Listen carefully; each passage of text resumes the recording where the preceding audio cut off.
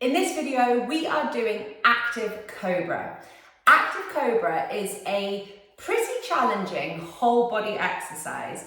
So I'm going to give you two options today. You can either focus just on your lower body, and when you feel comfortable with that part of it, I'm going to give you an option to then upgrade to involve your upper body as well. My advice is, especially if you're starting off and you haven't done this before, please focus on your lower body as your priority because we are in the glutes challenge. I want that to feel kind of comfortable and like things are waking up in the right way. Once that becomes a bit more natural and easy for you, the upper body will probably also feel more comfortable. But what I wanted to do before I get myself into position is show you the hand position if you do end up doing the upper body section of this with me in a little bit. So this is golfer's grip. Some of you will have done golfer's grip before. What golfer's grip is not is a fist. So you're not in a fist like this. There's no bending at your wrists, either forwards or backwards. You are in that side view straight up until that first knuckle. Wrist is in alignment, elbow is in alignment. There's no bending like this, and there's no bending in the hand. So we are straight across the palm. The thumb is fully extended. It's not like this. Thumb is fully extended, and you're trying to keep those fingers tucked into the hand. Some of you are going to have arthritis in your fingers and things like that. Do the best that you can. For many of you, you're not going to have arthritis in your fingers. You're just going to be lazy with your fingers.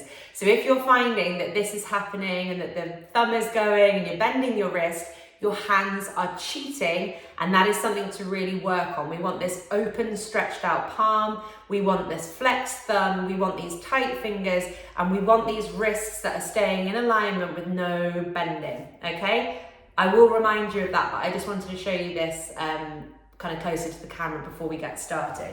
So we are coming to our fronts, and I'm just going to walk you through the lower body portion of this first, and then I'll bring in the upper body and we'll do that hand position again. So a bit like when we did the prone ankle squeezes, I want you just to be relaxed in your upper body. So I've got my head on my hands, my arms are out to the side, and I'm doing that untucking of the rib cage. So for some of you, especially if you're tight in your shoulders and your hips, you put yourself in position and your rib cage flaring straight away. So untuck the rib cage and settle back down. Without lifting your hips up off the floor, you're going to take your knees wide and you're going to put the soles of your feet together like this. Some of you are going to immediately get a cramp, maybe in the soles of your feet, maybe in your calves, maybe in your kind of glutes outside of your hips. That cramp is exactly what we want. So cramp in these types of exercises are a sign that you are activating new muscles, you are waking up dysfunction, and that is exactly what we want. So a bit like what I said when we did the prone ankle squeezes, when you take your knees out to the side, I don't want your hips lifting up off the floor.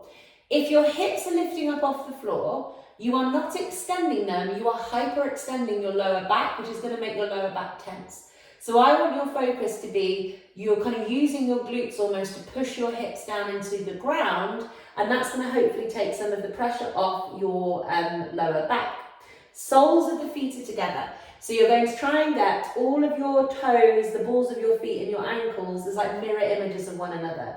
For some of you, if you're really tight in your feet, you're going to find it really difficult to get both edges of your feet connecting. So lots of people here will struggle with the outside edge of the feet touching.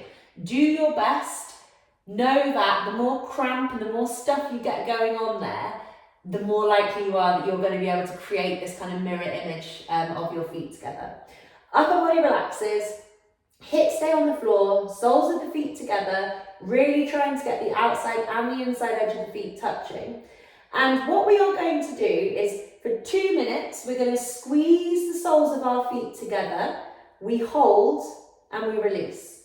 We squeeze the soles of our feet together, we hold, we release. So I'm trying to drive in with my big toe joints, my fifth toe joints, my heels, soles of the feet. It's like they're clapping. I squeeze, I hold, and I release. What I am not doing is actively squeezing my glutes and kind of creating this like thrusting movement. The squeeze of my feet over time is going to start spreading up my legs, and it's going to make my glutes pop. So it doesn't happen for me straight away because I'm not very functional in my glutes or in my feet. But after a few minutes, I will start probably getting a bit of a response from my glutes. I am not consciously squeezing them. They are responding to what my feet are doing. So your feet are your focus here. Another thing to think about as well is the angle of your feet. So lots of you, especially if you're like tight in your feet, you're going to want to have your toes dropped towards the floor. So the soles of your feet are touching, but you're going to notice that your toes kind of drop towards the floor. For most people, when they do this, they're going to want to angle their toes more up to the ceiling until they find their edge of where they think the soles of the feet are going to come apart from one another, and that's where you need to be. So for me, I can do this all day when my toes are kind of drooping down, I don't feel anything.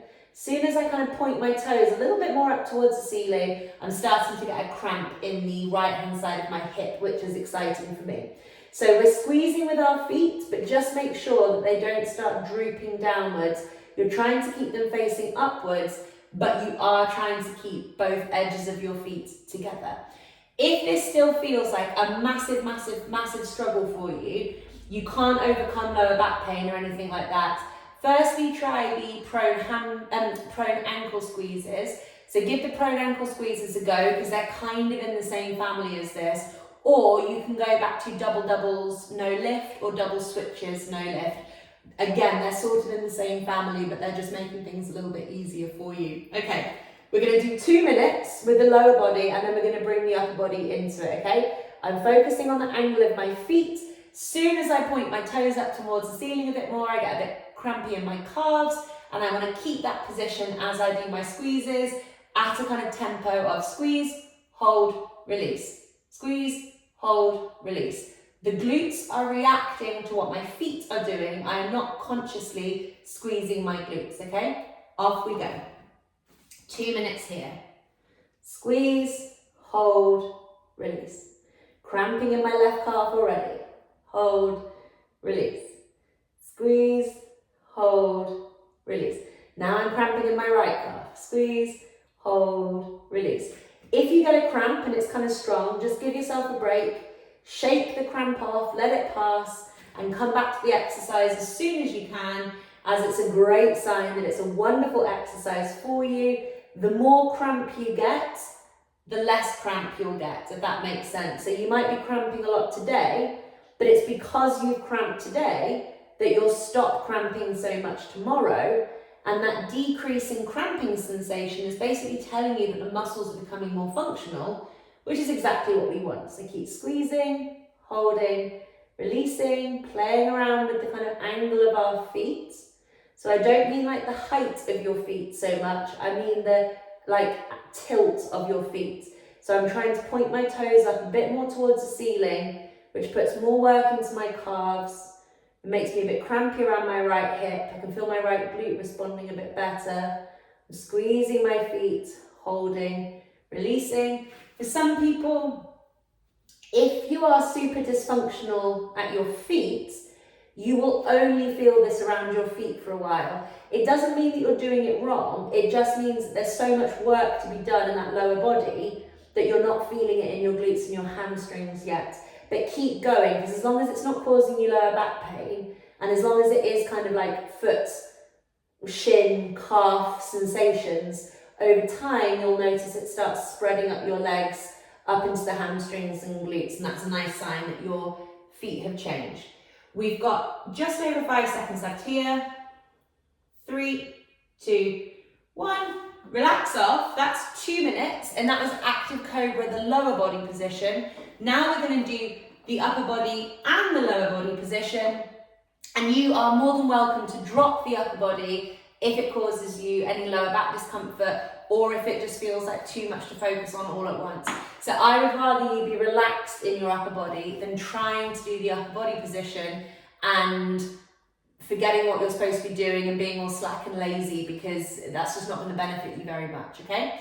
So we're going to do that hand position, golfer's grip, that I showed you at the beginning, and you're going to put your elbows in front of you at shoulder height, okay? Sorry, shoulder width. So shoulder width is not the edge of your yoga mat. It's much narrower than most people think. And you're going to have your elbows slightly in front of your shoulders. So in my experience, when I say to people to put their elbows underneath their shoulders, what they end up doing is hunching their upper back and having their shoulders in front of their elbows. By having the elbows in front, it's going to enable us to wake up your mid-back in the way that we want it to. You'll see there how my shoulders and my upper back look quite different. So I've got my golfer's grip. My elbows are narrower than you probably think that they should be, and they are in alignment with my shoulders. I then use my forearms on the floor to pull backwards slightly. So I'm kind of dragging my forearms slightly backwards, and as I do that, I'm pulling my shoulder blades back and down behind me. So I'm getting a lot of work here in my kind of lats, my mid-back, my rhomboids, my lower trapezius, rear delts. This whole section here should be working really, really hard.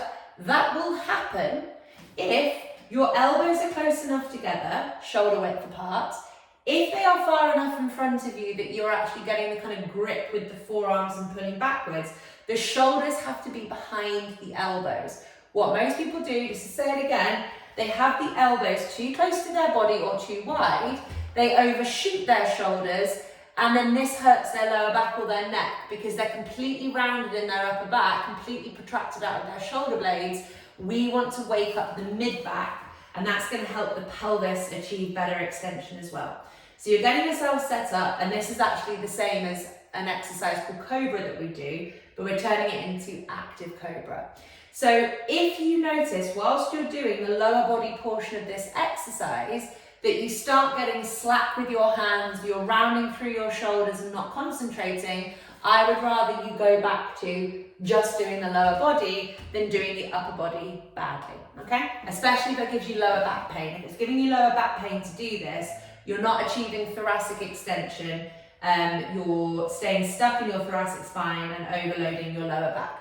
So the rules are going to be the same, literally exactly the same as what we just did with our feet. Nothing changes there, but this time we have to keep that grip with the forearms on the floor to help pull our shoulder blades back and down behind us. The back of our neck stays long and relaxed. We're not tossing that head backwards and trying to hyperextend with our neck. We want this area of your body to be on fire. We want the mid-back and the arms to be working hard. Remember, keep the thumbs extended, keep the fingers really active, and we're not bending the wrists, okay? The wrists are not bending. You might notice that wants to happen, but they stay straight. It's the backs of your arms and your forearms that help them pull those shoulders down. 2 minutes here, off we go. So my arms stay really active. I'm really trying to keep my mid-back on fire. I'm pulling the shoulders away from my ears, really working my arms. Yes, I'm still in my upper body, but I'm extremely active and locked in place in my body, working my lats, feeling my mid-back work. The soles of my feet point together, squeeze, hold, release, squeeze, hold, release. So it's a bit like rubbing your tummy and touching your head at the same time. My feet are squeezing in rhythm, and I'm making sure that the toes are facing up to the ceiling so they don't get droopy, but I'm also focusing on pulling the forearms back towards me so that my elbows kind of grip on the floor a bit more, and I'm pulling my upper arms back and down behind me. My shoulders are away from my ears, and there's a lot of work going on now in the backs of my arms and in my shoulder blades. I have no lower back tension, I have no neck tension. It's all upper mid-back stuff that's going on like this. I've got just under a minute left. Keep squeezing the feet together, pull those shoulders back and down. Ask yourself, have I got one shoulder that feels more engaged than the other? So for me, I always slacken a little bit with my left shoulder, and I have to remind myself to work a little bit hard on that left-hand side to really get my lats waking up on that left-hand side. Tilt of my feet is important here. Starting to get lots of stuff happening all through my body. And remember, at any point, you can come down and take a break. I'd rather you be doing your lower body well than doing the upper body badly at the same time. Keep squeezing those feet. Squeeze, hold, release. 2, 1. There we go. So that was Active Cobra. We did 2 minutes where it was just the lower body, 2 minutes where we had the upper body involved as well. Feel free to drop the upper body part of it, and if the lower body part of it still causes you trouble, of course, always be open-minded and give it a go again the next day, because it might feel completely different. But my recommendations for kind of modifications for that one are to do prone ankle squeezes or double no lift or double switch no lift instead.